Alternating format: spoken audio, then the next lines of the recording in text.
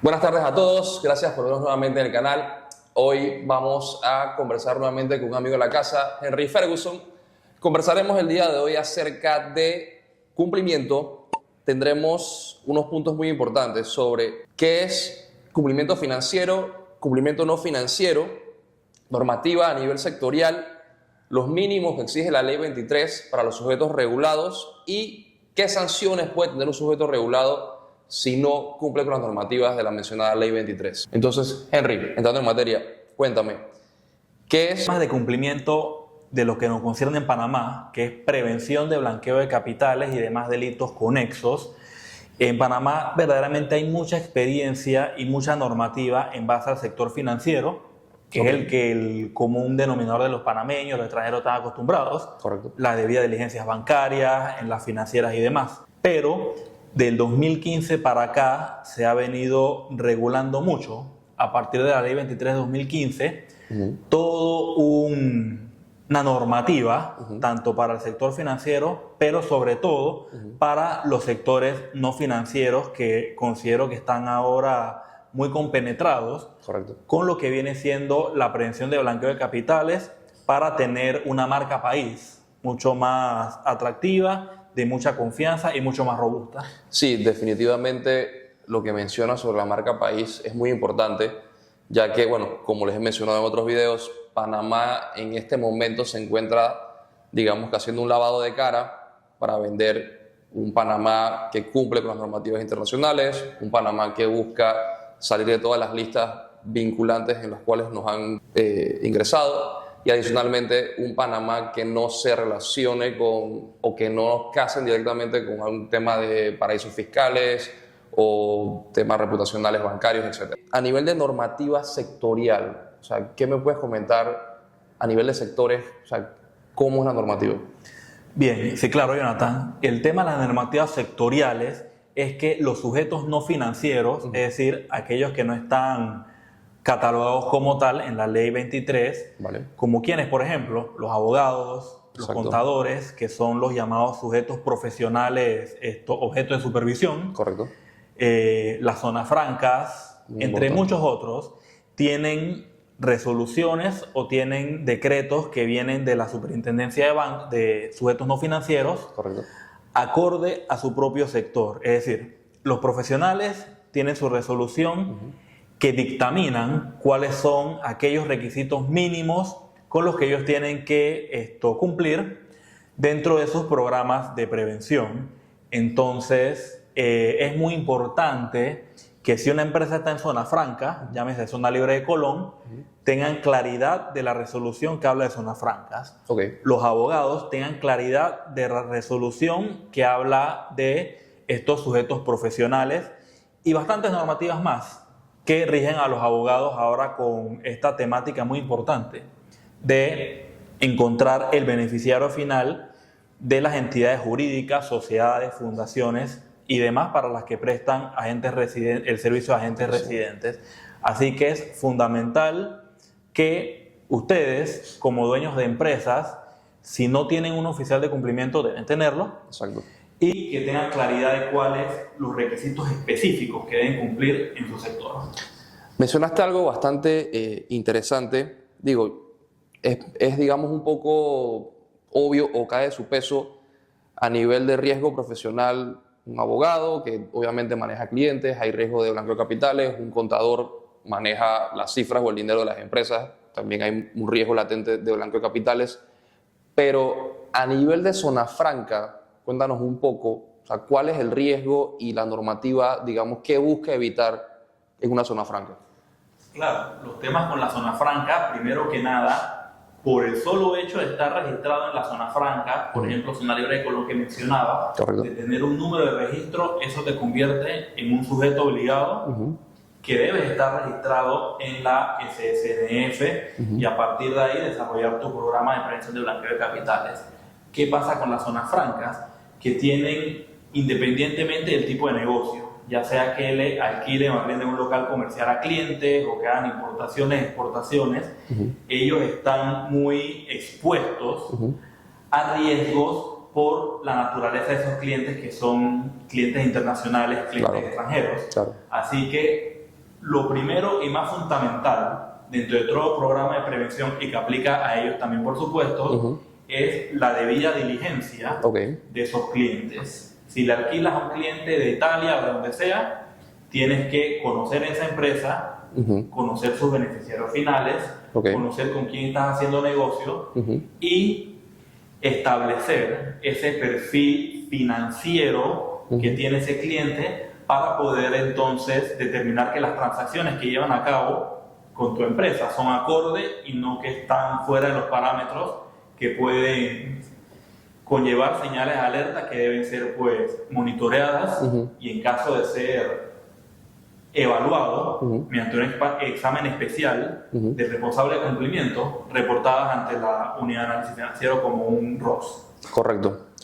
Ahora que mencionas lo del ROS, porque seguramente la gente que nos mira no sabe qué es un ROS. ¿Qué es un ROS? El ROS es un reporte de operación sospechosa. Correcto. Son aquellos reportes que hacen los sujetos financieros y no financieros cuando detectan operaciones o transacciones o comportamientos inusuales de alguna parte interesada, que puede ser un cliente o incluso puede ser parte de tu propio personal de operaciones o proveedores de tu empresa, y tú consideras, después de hacer un examen, de hacer preguntas, de hacer entrevistas, de levantar un reporte documentado, que eso no es usual, es sospechoso.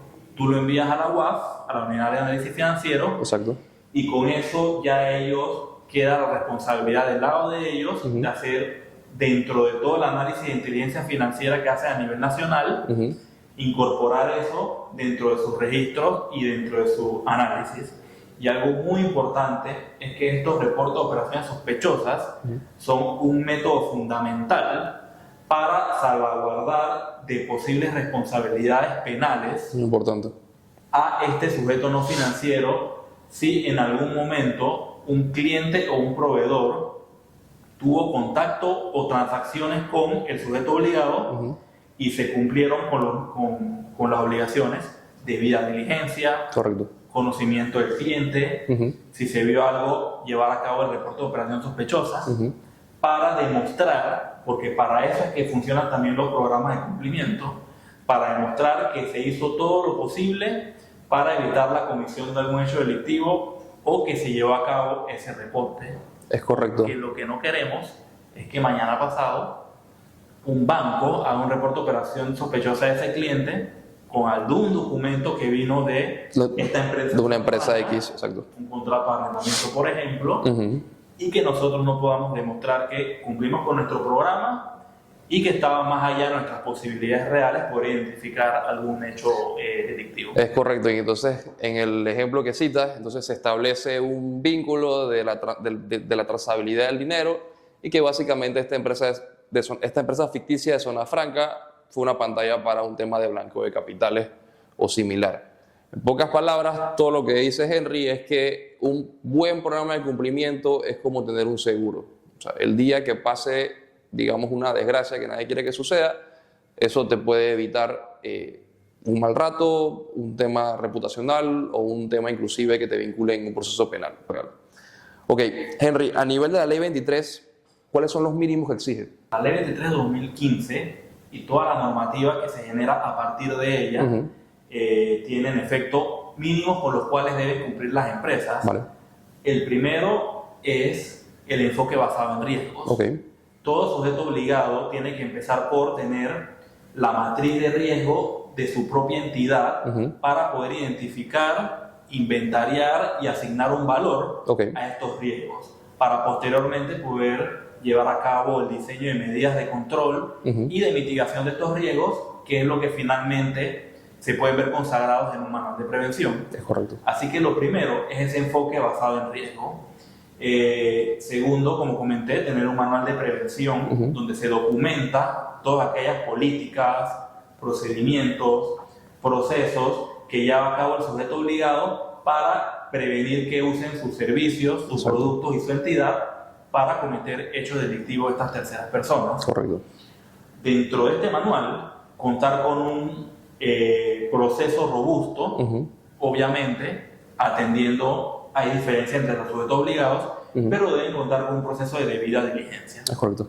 La debida diligencia, comentamos en la conversación anterior, va más allá de un formulario. Es correcto. Tiene que ser ese conocimiento profundo del cliente, de sus actividades, de su ocupación, del origen de los fondos y ese perfil financiero que te permita saber, con documentos de soporte, que las transacciones son lícitas.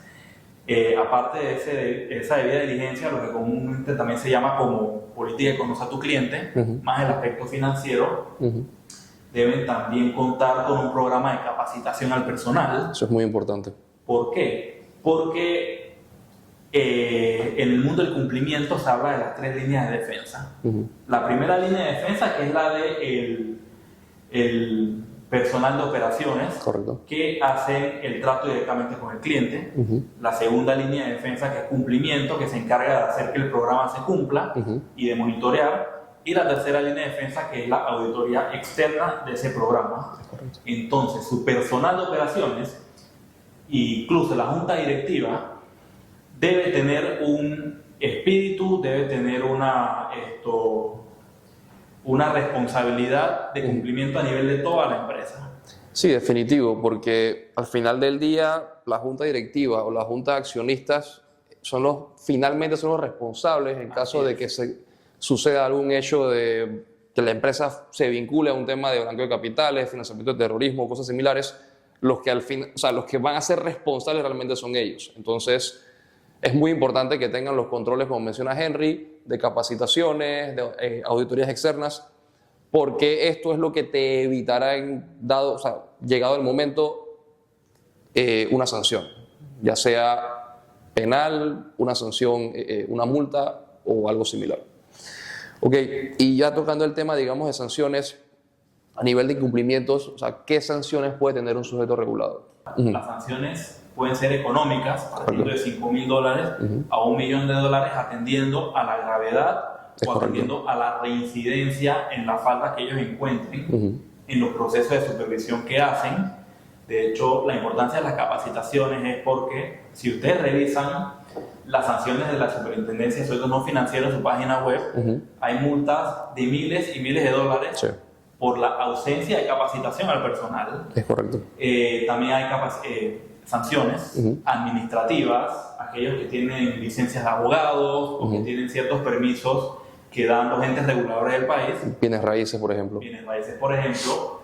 La SCNF tiene la facultad legal de solicitar que se cancelen o suspendan esos permisos como parte de sanciones administrativas por incumplimientos a estas normativas de prevención.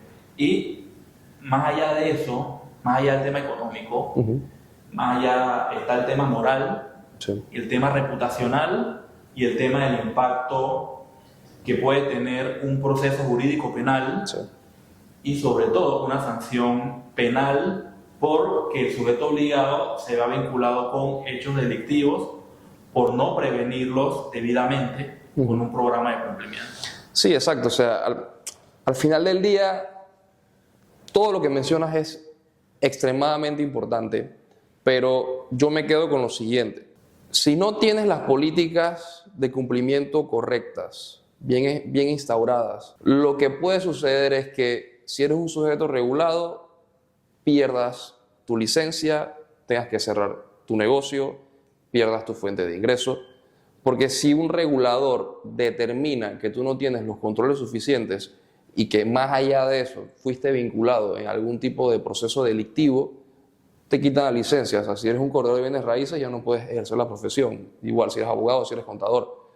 Entonces, como les mencioné anteriormente, tener las políticas de cumplimiento de forma adecuada es un seguro que evita que pierdas dinero, que tu reputación se vea afectada y que en un worst case escenario tu negocio sea cerrado por un regulador, que eso es un escenario que nadie quiere que suceda.